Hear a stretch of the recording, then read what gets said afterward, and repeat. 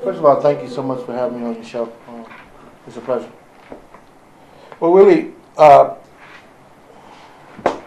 let's get on with the what's your understanding of what happened last night? An individual came into Wendy's restaurant after robbing a store before he actually got there. I think I can't remember what the name of the store that he actually. Little Caesars. Little Caesars Pizza on Saddle Creek.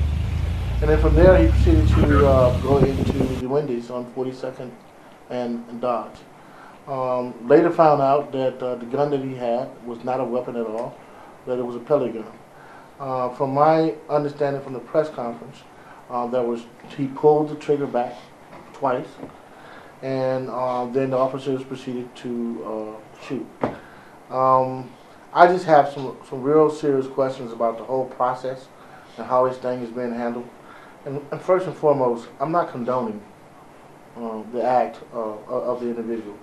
Also, I understand about the police officers and how they have to deal with a lot of strenuous situations. But I thought in Protect and Serve, it was about protecting lives. It's about putting people in safe position. And also, it's about waiting till the process is being handled before you make a decision on whether to have a press conference regarding the person's guilt or innocence. Now, when you have the chief of police come in when an investigation has not been completed and make a statement that the officers were justified in their shooting, that taints the whole process. If I was to go out here and make statements about what took place without hearing all the details, I would be called misinformed. Matter of fact, I've been on Facebook and people have criticized me for going and making statements regarding an incident without hearing all the details. But when you have the chief of police come out without all the evidence being brought in and make a statement that this was justifiable shooting, I think there's something wrong with that picture. Also, when you shoot 30 times, 30, in an open setting like that, man, and when you hit across the street at the tanning place, you put a lot of people's lives in jeopardy. And for anyone to, first of all, if a black person or anyone of color had went in and shot 30 times, they would probably been charged with these 30 attempted murders, whatever the case may be. 30 times, I think, is a little bit excessive. I think once or twice. But again, we're talking about a weapon that does not fire. It's a pellet gun. Now you say, well, Mr. Hamilton, well, how did that know? Well, if you pull it twice and no glass don't break, or no one is injured, nobody's bleeding, that tells me that's not a real gun.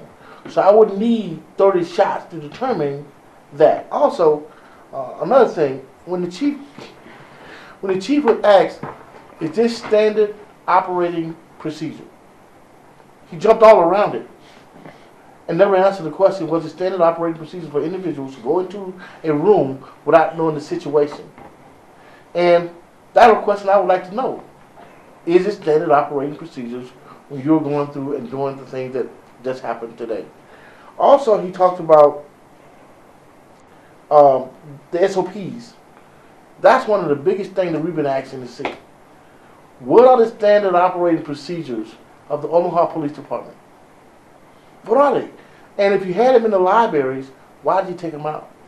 We're talking about transparency and trust. Chief also alluded that he thought that the Omaha Police Department was doing a fabulous job. Very professional.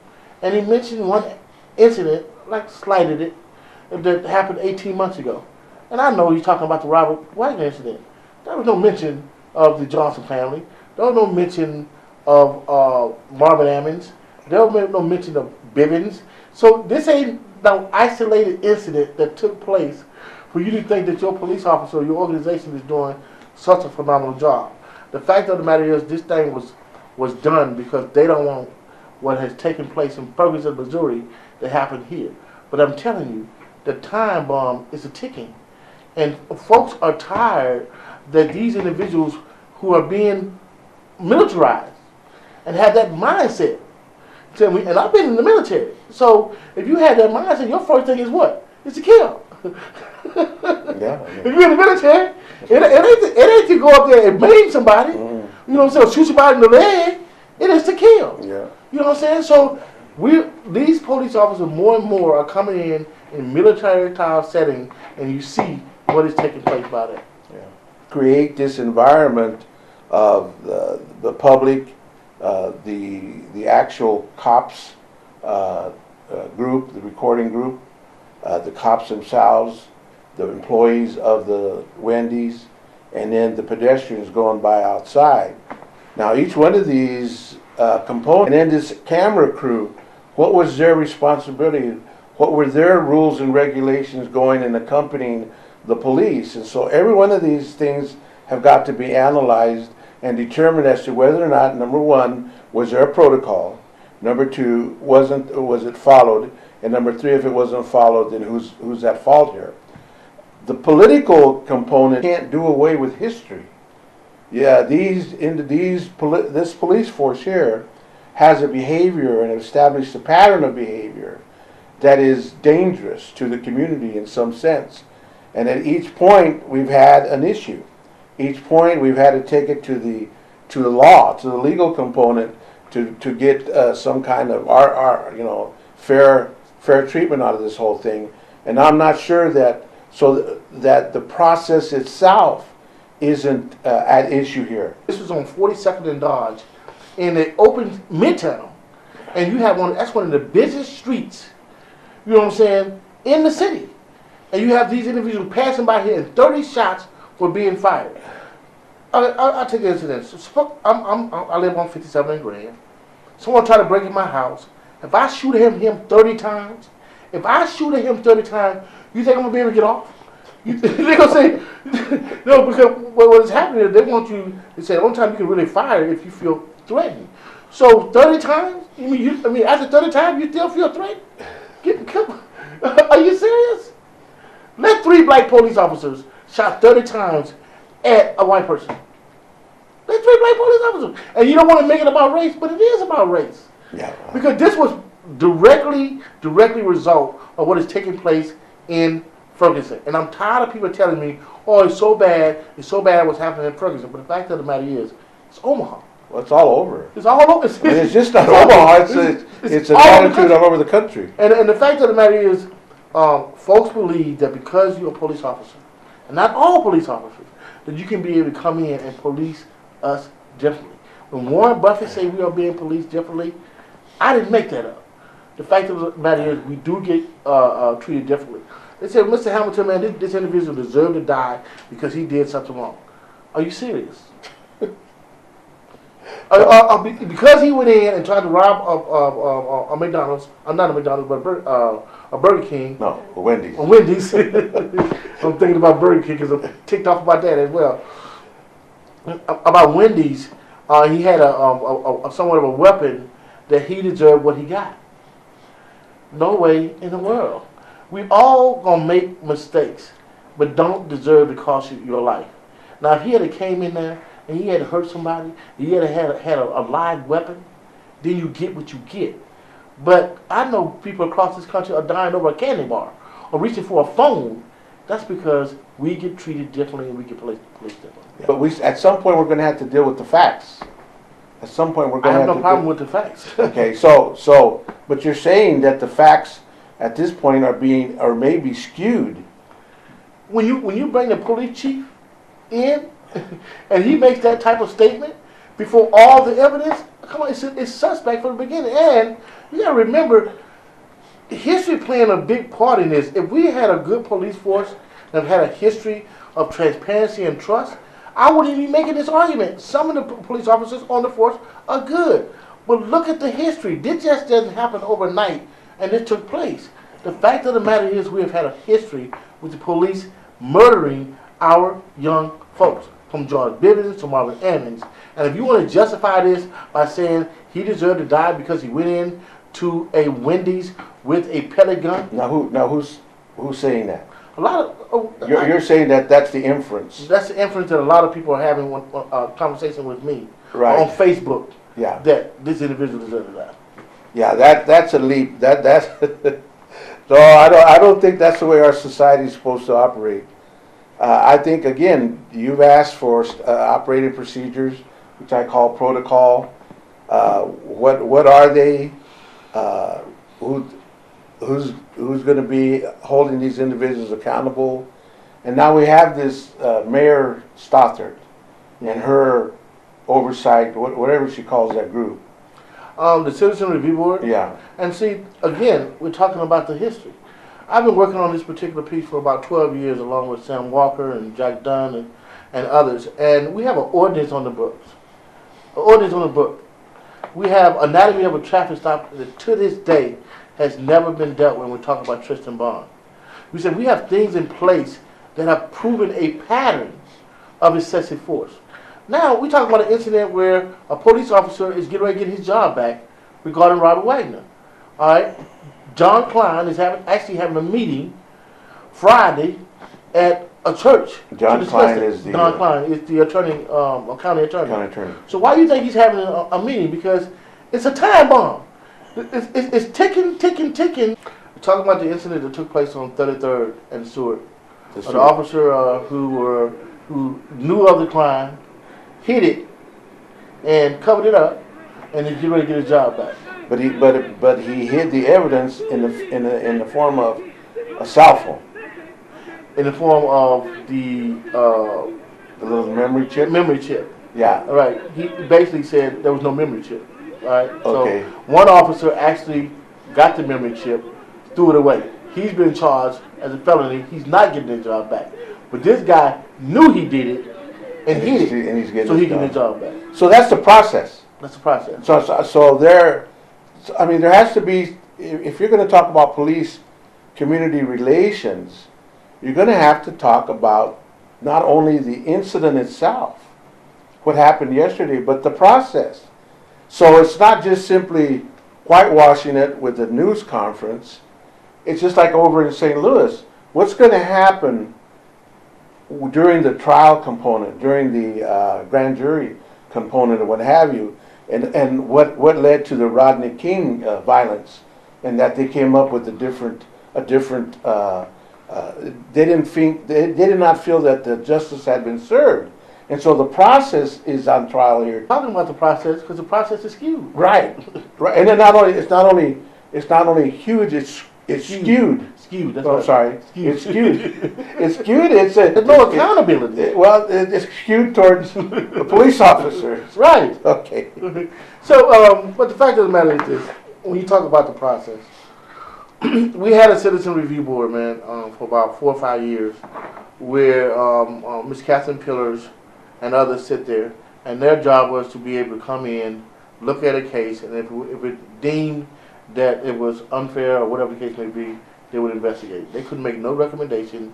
They could not basically subpoena anyone to come. So basically, they did nothing. And then secondly, Professor Sammy Walker did one of the first conferences around auditors. And he brought people from around the country, man, to talk about police oversight and what do best practices look like. Up comes Tristan Bond, which we have shown that police auditors work. Because Tristan Bond basically said what black folks and brown folks have been saying for years, that black folks are getting stopped at 4 or 5 times the time of whites, and are being charged 3 times often as white.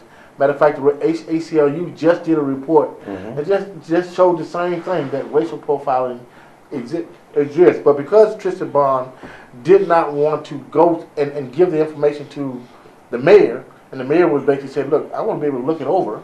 If it don't look right against the police department, I want to have the right to be able to not send it out. Well, Tristan said, forget that, and just sent it out. And this is the point that I'm trying to get at. If there's so much data out there that shows racial profiling, it shows the arrests in a certain community being a lot more proportionately than other communities, that I would think that that's what the chief and the mayor would be focusing in on. Okay. No, yeah, and as long, what we have to say is that you're focusing in the wrong area, and as long as you keep doing that, you're not really dealing with police community relations.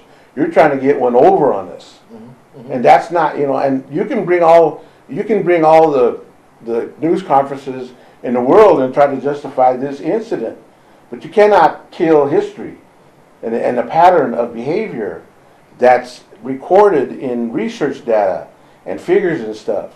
And so I'm asking the mayor, I'm asking the police officer, the chief, is to look at these other issues and deal with individuals like yourself. And how do we? Well, from my understanding, the Citizen Review Board was picked where each city councilman would pick one individual from his district to be on the Citizen Review Board.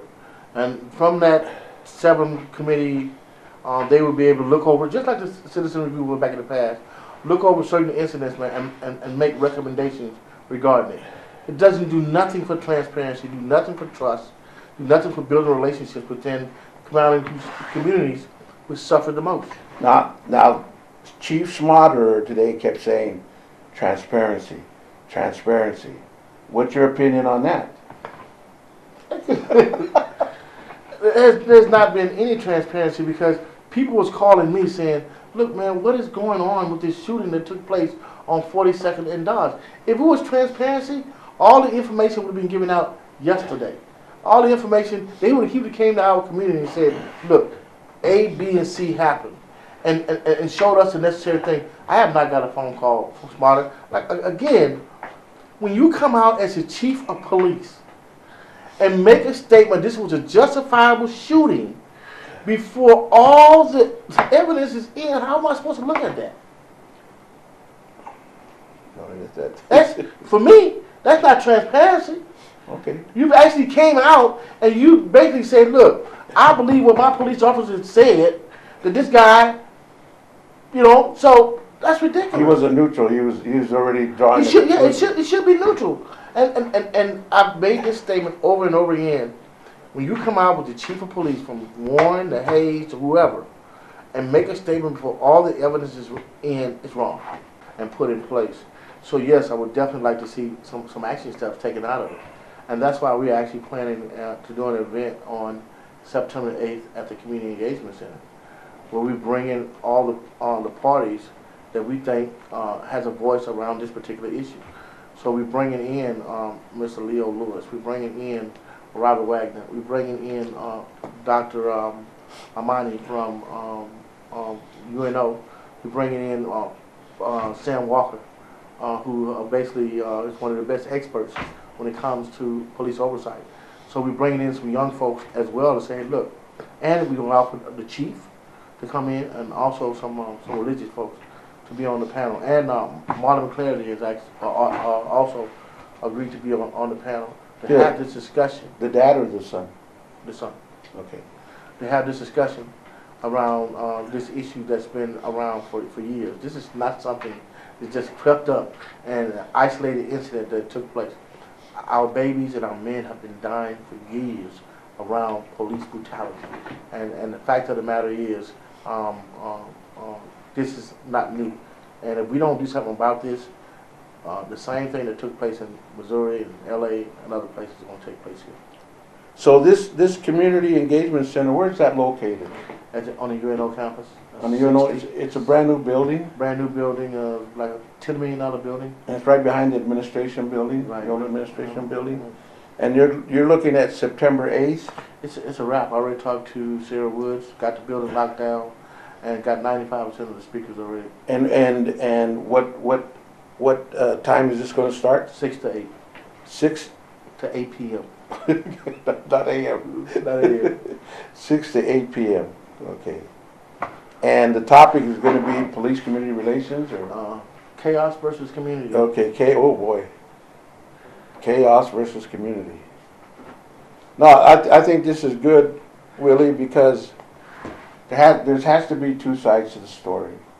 And one of the problems that we have is that since we've lost our public access television station, we've had pretty much our communication cut off, and we're not able to respond in real time. And so that's a problem right now. I know that we have some radio stations and what have you, but it's really important that we be able to get our voice out there and across to the community in real time, so that they understand what your feelings are, and you're naturally have been the leader, either by choice or by osmosis, you know. But you are the titular head of what goes on in our community, and you have very good relations with individuals that have been impacted by these different actions of the police. So the fact that we can use this medium to go ahead and start talking about it now, and drawing in the public and telling them where we're at, and the fact that last night you had a very good show, and I don't know how many people actually watch it, but that show will be shown, I believe, this next Tuesday night on Channel 22 at 9 p.m. It was a very good show. It had a lot of call-ins and stuff, and much was discussed, and much more will be discussed. Just like on this show, this show here is designed to let mainly Willie Hamilton's response to a situation that's very serious. This is not no game. This is a life and death situation that's being played out here, and there are certain actors that are within this. You know, even though I may be angry, the fact of the matter is the history speaks for itself. We've had the United Nations come in Omaha, Nebraska, has been one of 10 cities where they even came up and looked at racism and looked at the Omaha Police Department. The chief of police from around the country also came to Omaha, Nebraska, addressed these same concerns back in 1990. Omaha, this thing just took off in St. Louis. It just caught fire, but it's not the end, because we know that this is a reoccurrence, and it's to everybody's benefit, especially the leaders. I'm not just talking about the community leaders. I'm talking about the political leaders and the police officers to sit down and let's talk about this thing. Let's get this thing out in the open so that we can go forward. And if you looked at the report that was just done in 2012, when we talk about the gang assessment, this is nothing new. No, and even though I'm sounding like I'm angry, but the fact of the matter is, the data speaks for themselves. Even Don Klein is getting ready to ask the Department of Justice to come in and file criminal charges, not criminal, civil charges, against the police department because he feels they acted inappropriately. This is not Willie Hamilton speaking. I hear you. This is outside force speaking. We are going to demand that the Department of Justice come in and look at the Omaha Police Department independently of internal affairs, independent of the Omaha 360. And that's another thing.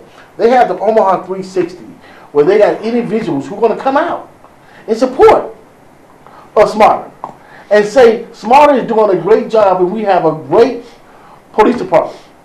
And I can't wait for that conversation to take place. But more importantly, I'm about solutions. How do we move forward to get solution to a problem that's been going on for years?